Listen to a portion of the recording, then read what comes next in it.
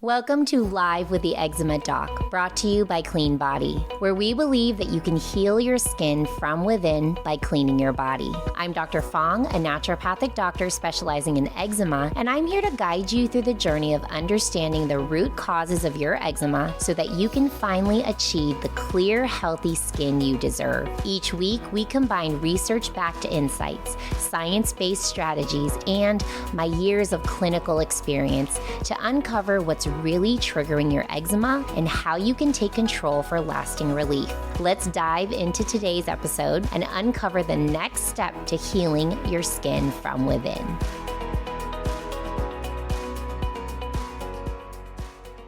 Today, I am talking about the 7 types of eczema. And sometimes we talk about eczema and we don't realize that there are different types of eczema. So I'd like to break down those different types of eczema today. And I would also like to help you to understand, if you have these types of eczema, what are the root causes of each of these types of eczema? Each of these types of eczema may have a different root cause.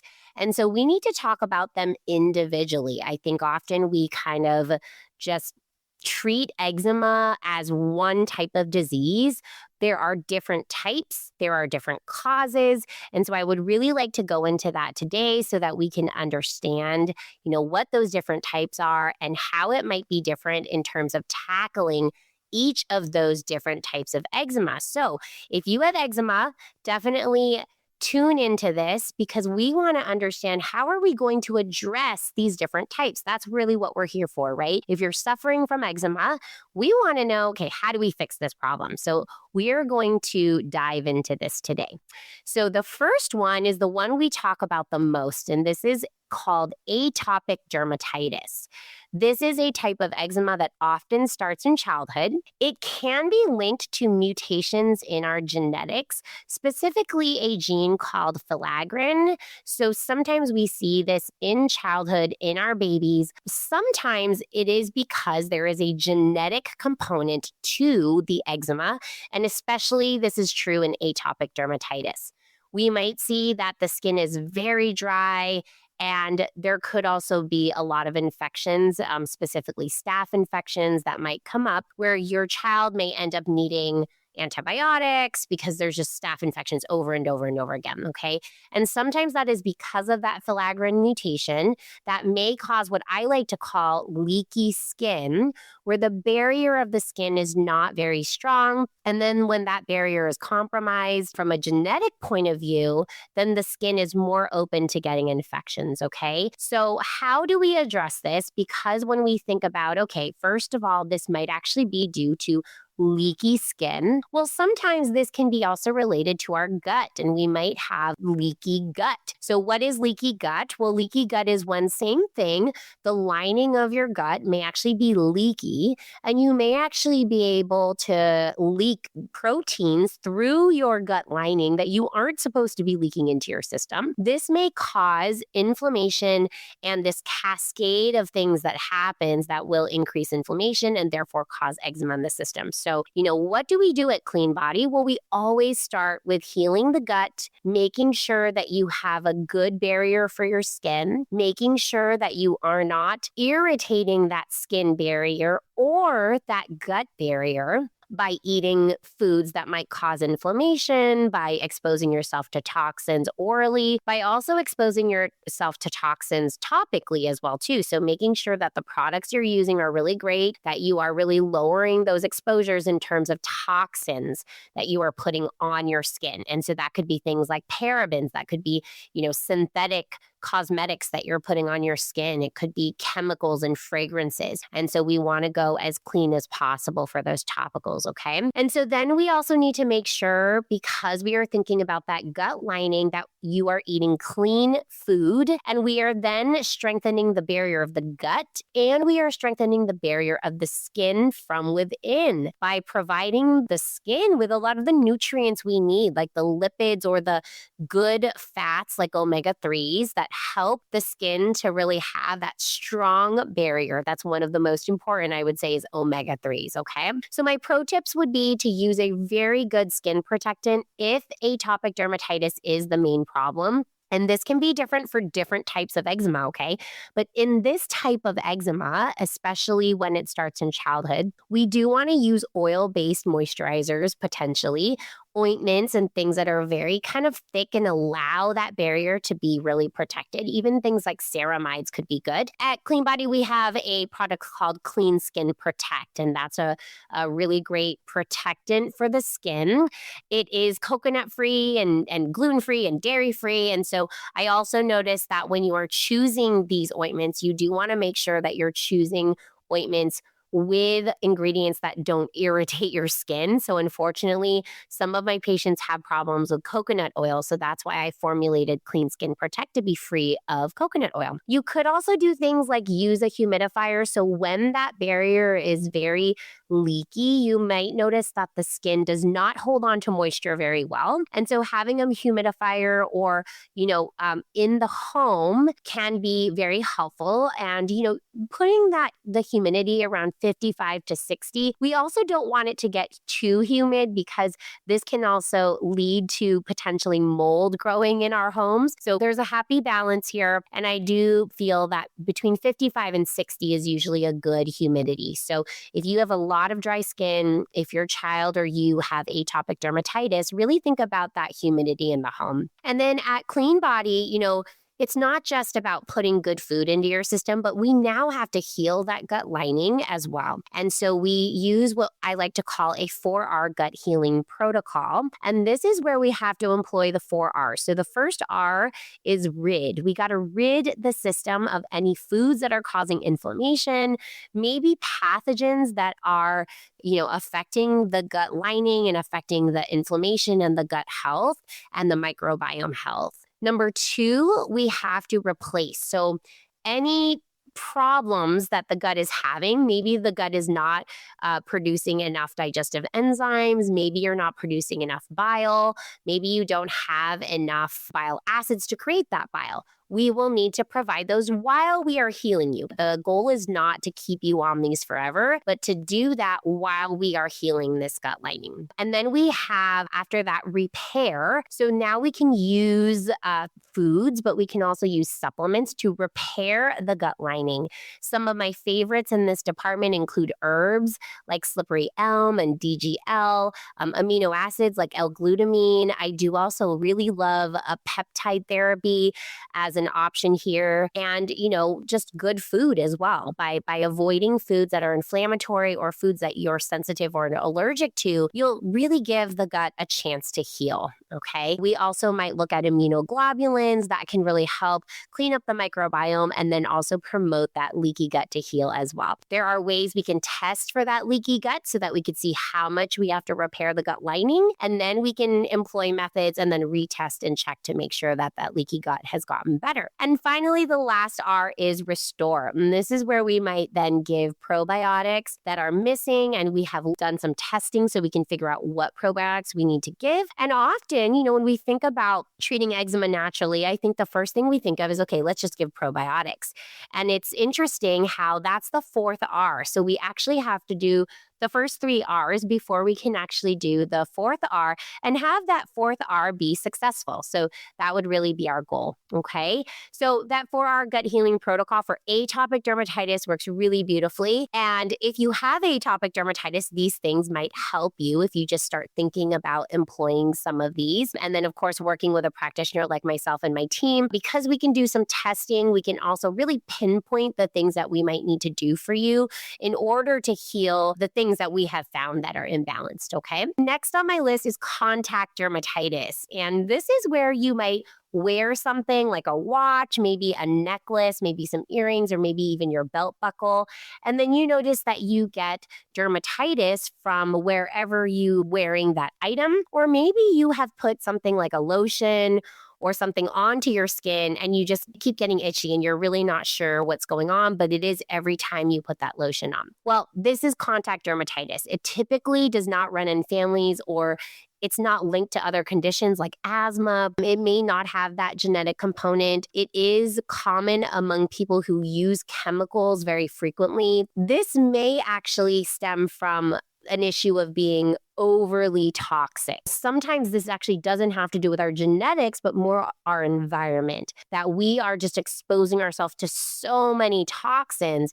Now, these toxins can be oral. It could be the food you're eating. Maybe you're drinking a lot of alcohol. Maybe you're eating a lot of GMO foods. Maybe you're just eating fast food or gas station food all the time. I had a patient who was basically, his whole diet was gas station food and fast food. And all we did to start off with was, hey, let's stop eating those foods. Let's have your wife cook some, home cooked meals. And the eczema is completely better. So for some people, it's this toxic burden.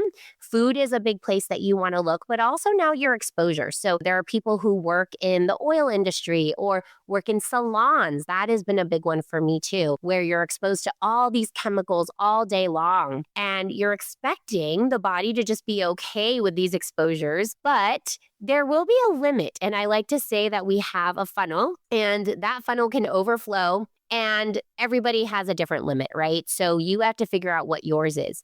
If you are getting contact dermatitis, it is possible that your funnel is overflowing. So what we want to do here is we want to identify the toxic exposures. We can do that by listening to your story. What is going on in your life? What exposures do you have?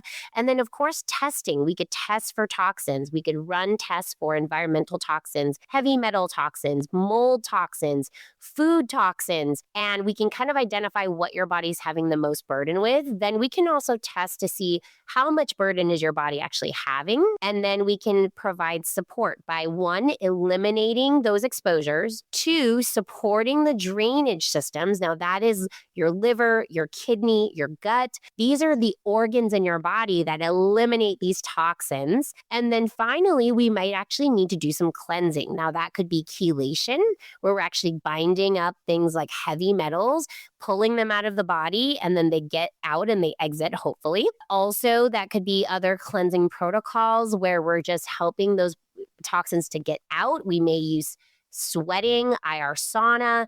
We could use supplements and herbs. We could use homeopathy. There's so many ways to do this. And if this is a child, we do need to make sure we are going very slow and very gentle. But even if it's not a child, an adult can actually need to go very slow here too. So you might hear this and then all of a sudden you're like, oh my gosh, I need to cleanse. I need to cleanse right now. And that will heal my eczema. But sometimes that's not where we need to start. We actually need to help those drainage systems open up first and allow the body to heal a little bit before we actually cleanse. So that's where I see some people going wrong here, is that they identify, okay, I'm very toxic, but the problem is that instead of kind of taking the steps they need to clean up, they go straight to cleansing, and then now all of their symptoms get exacerbated because the system cannot handle that load of toxins coming out all at once. Okay, it's like you have this stuck funnel and there's kind of like a backup there, and then you're now trying to push all those toxins out and the body can't handle it. So you'll want to make sure if you have contact dermatitis, so stop those exposures if you can. If you can identify what those exposures are, those toxic exposures, try to stop those exposures if you can. In all of your products that you use, everything from your shampoo to your lotions to your laundry detergent, make sure they're all clean. So you can go to my product recommendations. The link in my bio has the product recommendations, or you can go to cleanbody.health/products and you can see all of my product recommendations that are clean. I also love EWG as a resource, so ewg.org. They have a resource for cosmetics and baby products and laundry detergent. And if you have a baby, this is especially important that you start using clean products now. Then you want to make sure when you try anything new, just make sure you patch test anything because you have contact dermatitis. For the most part, for people with contact dermatitis, almost everything they put on their skin might cause a reaction. So just check it first. And I will tell you that I had atopic dermatitis and I also had contact dermatitis. And sometimes we can have a couple of these types of eczema. So I had both, and I was so sensitive to any products that were on my skin before. Nowadays, I am not sensitive. So I used to not be able to go to a hotel and use the hotel products, and I can do that now. Now, I don't necessarily choose to do that just because some of the times those products are toxic, but I don't have any problems with that. I also used to walk through the department stores, and get exposed to all the perfumes, and I used to get itchy from that. And that no longer happens to me because my funnel is so clean. The other thing is, you can start taking some liver support. I do recommend that that you work with a practitioner to figure out the best liver support for you. At Cleanbody, we do have a couple nice options, though, that are available for purchase. So Bile Essentials is really great. We have Cleanbody Cleanse if you prefer to do a nice detox smoothie in the morning. We also have the Clean Liver formula. These are really nice options that you can just kind of use for gentle liver support. But often, if you do truly have contact dermatitis, it's not enough to just take out the exposures. It's not enough to just take a little bit of liver support. You sometimes actually need to do a very thorough cleanse. So, that's something a practitioner can help you with. Number 3 on our list is dyshidrotic eczema.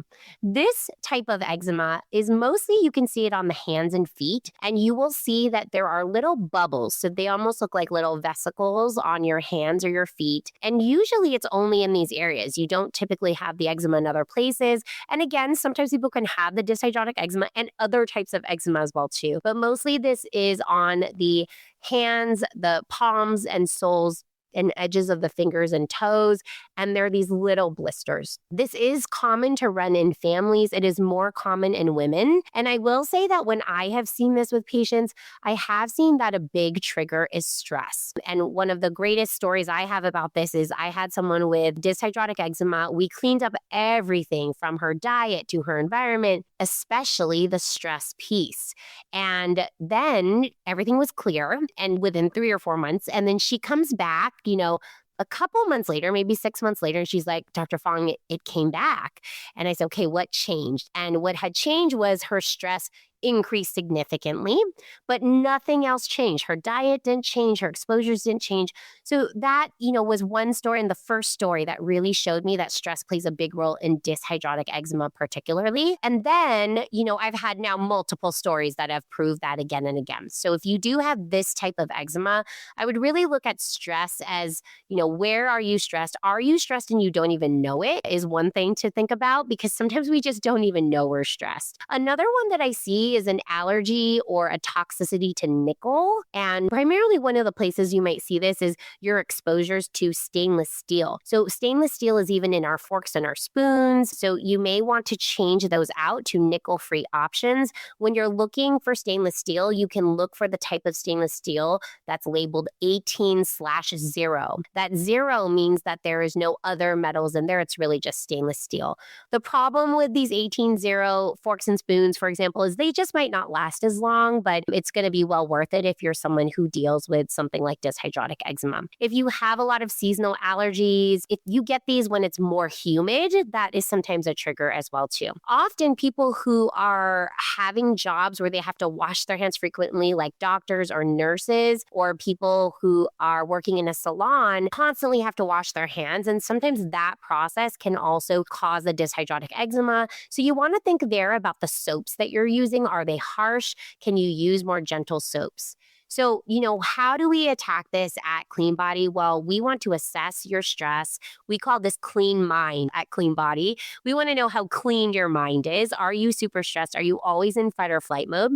We want to support your immune system, and we want to make sure that you're doing all the things you need to do for your clean routine, staying hydrated, reducing things like caffeine, reducing maybe your exposure to nickel. We can also test for nickel toxicity. That's something we can check for, and then that kind of confirms, okay, you need to go completely nickel-free. I do want you, if you do have dyshidrotic eczema, really try to assess if stress is a problem. And again, it can be hard to identify this. If you do identify, okay, I am stressed, I do need to figure out how to work through this, I recommend working with someone through therapy. We do something at Cleanbody called the Clean Mind Sessions, where I help you to do some meditations so you can identify your traumas and process and work through them. You can also work with, meditation. You can work with yoga. You can work with a therapist to figure out tools for yourself so that you can lower your stress and identify your triggers and work through some of your traumas and emotions that you're experiencing. It is not bad for you to have emotions. you need to learn how to respond to those in a different way. One of my favorites is the 4-7-8 breath. So you breathe in through your nose for 4 counts, you hold the breath for 7 counts, and you release for 8 counts nice and slow. As you're doing that, you release that breath out your mouth, and your belly is kind of rising and falling as you're doing this breath. So, you just need tools to get yourself out of that fight or flight mode. Okay, so definitely if you have dyshidrotic eczema, assess for stress. Next on our list is nummular eczema. This is where the eczema looks like little circles on the skin. And these they're about coin shaped. So they're coin size. They're scattered around the body and they can be itchy. They can be oozing. This is more commonly seen in males. And we will see that when the skin is very dry, or maybe there's some kind of exposure like an insect bite or some kind of trauma to the skin, that you may then get these scattered coin-shaped patches. So we want to make sure that you're very hydrated, because dry skin can kind of lead to more of this type of eczema. So you want to focus on rehydrating the body both internally and externally. And with this one, you can be using things like lipid-based moisturizers like Clean Skin Protect. You want to focus on whether there are any sensitivities and allergies nutritionally in your diet, and then also topically as well, just so that you aren't, causing any problems to the skin barrier. And then protect yourself from insect bites and any trauma to the skin. And using the fragrance-free products, the hypoallergenic products, is important for all types of eczema, but with nummular eczema, you want to focus on that too. Next on our list is seborrheic dermatitis. And sometimes people don't realize that seborrheic dermatitis is a form of eczema, and it looks like dandruff, rashes, itching. Primarily, you'll see this on the scalp as dandruff, but you'll also see this in others like your eyebrows, maybe around your nose, on your neck even sometimes. And primarily, it's where you're going to see a lot of oil buildup. And that is because the problem here is an overgrowth of a type of yeast called Malassezia. And Malassezia loves to feed on oil. So you're going to see this in those oil-rich areas, the areas where you're going to have a lot of those oil-producing glands, like the upper back and the nose even. So even on this back area. And, I do often see this happening sometimes in people who don't shampoo their hair a lot. So, there's kind of a balance here. And usually I assess the patient, and sometimes I'll hear that the patient's only shampooing their hair once a week. And that can lead to more oil on the scalp, and therefore the Malassezia loves to feed on this. Now, Malassezia is a yeast that our bodies can have. It can be commensal to our bodies, and it just depends on how much oil we have, in terms of how much yeast might grow there. So if you are only shampooing your hair only once a week, you may want to think of bumping that up a little bit. And depending on, of course, if that now dries out your hair, also thinking about what shampoo you're using. I do like probiotic shampoos. I like shampoos that are natural but geared towards seborrheic dermatitis that will, kind of be low in those oils and maybe higher in ingredients that will address the yeast. Yes, this is yeast growing on your skin, but this can be related to the microbiome and the health of the microbiome inside the gut. So you need to make sure that you are focusing on the microbiome in the gut as well. And doing some testing for the gut microbiome can be very, very helpful. So you can understand, okay, what is the balance of the gut microbiome? What does my yeast look like? What does my bacteria look like? And then we do need to adjust the diet as well. So yes, we want to address this externally. Most of the things out there that you'll see are, okay, use these products. This is for Malassezia, or use this seborrheic dermatitis shampoo. It is not addressing the root cause, which actually might be an imbalance in your gut. And you might actually be eating a lot of sugar, a lot of carbs, a lot of processed foods, and yeast loves to thrive on these. And so often I will see that my patients with seborrheic dermatitis will get higher levels of seborrheic dermatitis when they're eating so much sugar. So assess your diet and see how much sugar you're eating. That would be the first place to start. But taking out sugar is not the only thing. Taking out sugar, again, we have to do that 4R gut healing program, just like I talked about for atopic dermatitis. And that 4R gut healing program, the first R is RID, but we still have to do the rest of those R's. And RID for this one is really sugar, is a really big, big, big one, okay? When you're thinking about topicals, you want to avoid oil-based moisturizers because Malassezia feeds on oil. So we want to make sure not to use oil-based moisturizers. Our product at Cleanbody is called Clean Restore. That's a probiotic that's a topical that can help to maybe support the microbiome of the skin.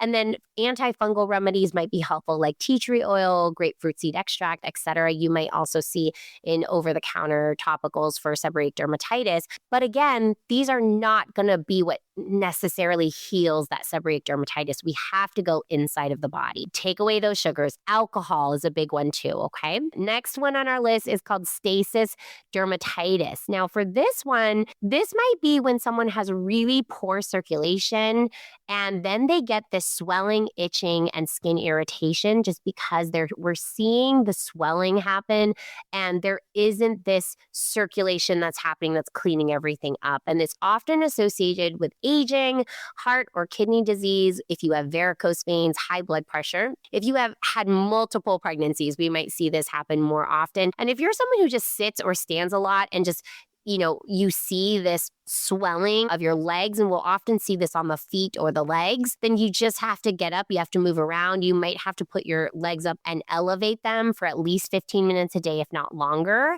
And our Cleanbody solution here is we got to address, first of all, what is causing that venous insufficiency, if it's a heart or kidney disease, etc.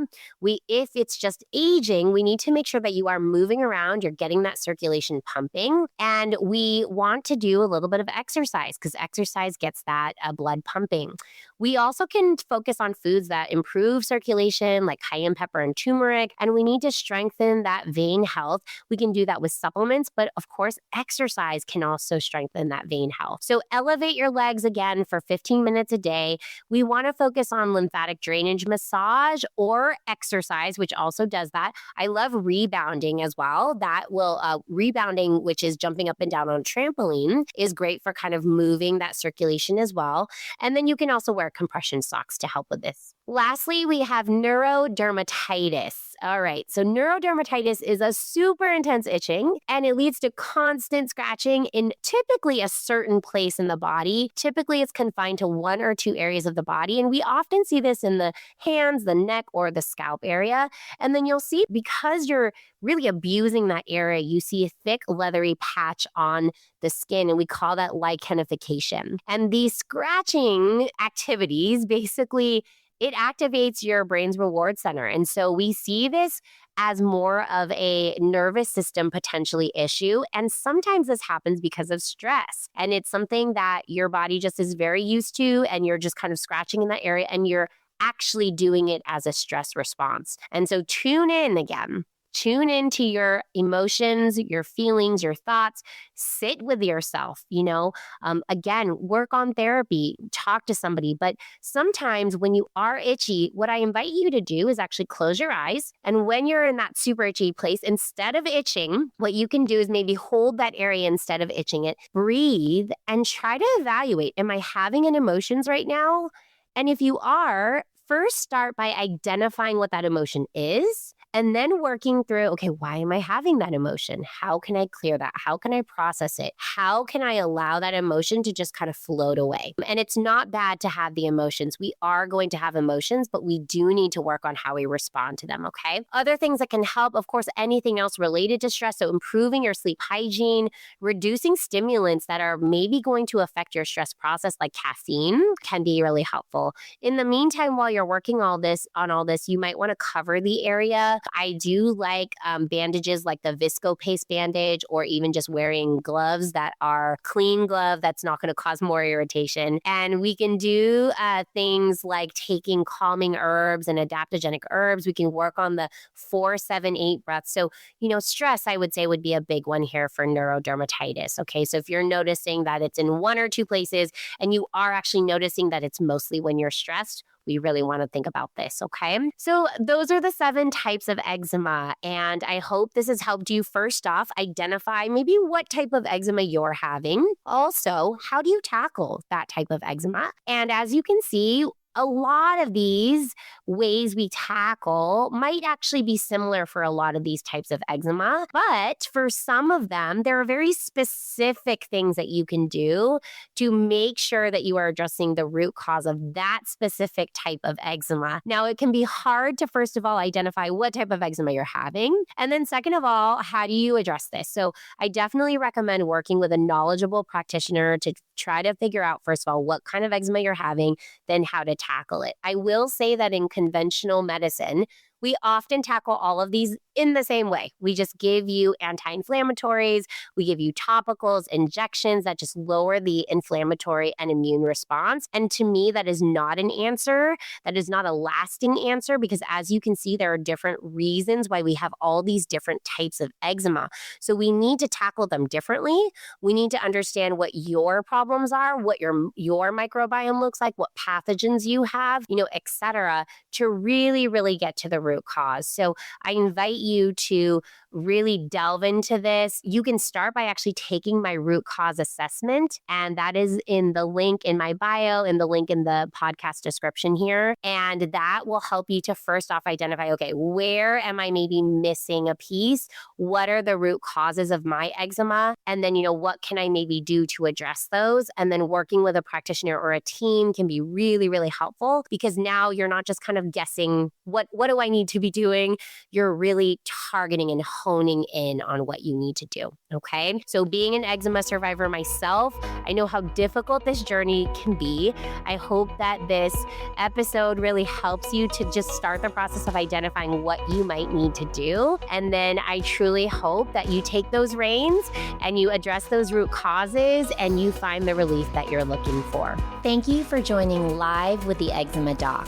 I hope today's episode provided you with valuable insights and tools to support your journey to healing your skin from within. For more information, visit www.cleanbody.health or check the links in the podcast description. You'll find the studies and resources discussed today on my blog. You can also take my free eczema root cause assessment to uncover potential triggers or download my free eczema relief guide for quick, practical tips to calm flare-ups and help with your sleep. If you found this episode helpful, please remember to like, subscribe, and share the podcast to help others on their healing journey. And if you'd like to stay updated with future episodes, please turn on your notifications so you don't miss a thing. Please remember this podcast is for informational purposes only and does not constitute medical advice.